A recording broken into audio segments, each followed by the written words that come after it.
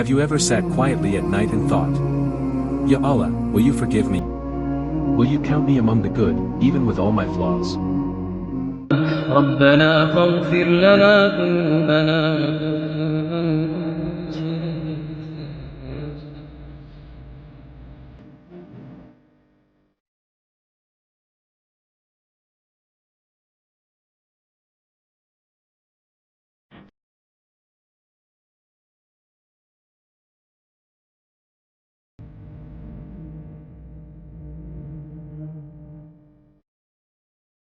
Our Lord, forgive us our sins, remove from us our misdeeds, and let us die with the righteous. Our Lord, grant us what you promised through your messengers and do not disgrace us on the day of resurrection. Indeed, you never break your promise. This dua is a powerful plea from the believers, and it feels like it was written for every single one of us. They say, Our Lord, forgive our sins. Because we all carry them, things we're ashamed of, things no one else knows.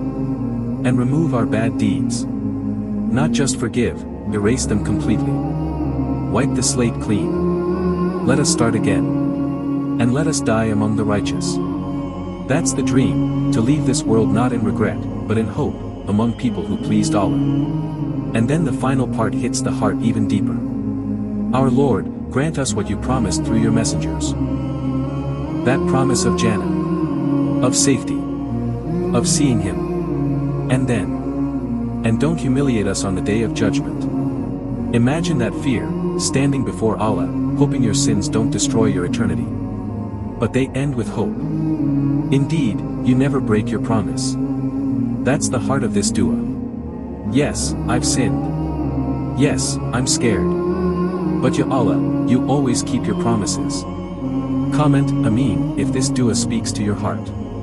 Share this with someone who's holding on to hope through their flaws. Follow for more Quranic duas that make your soul whisper back, that's me.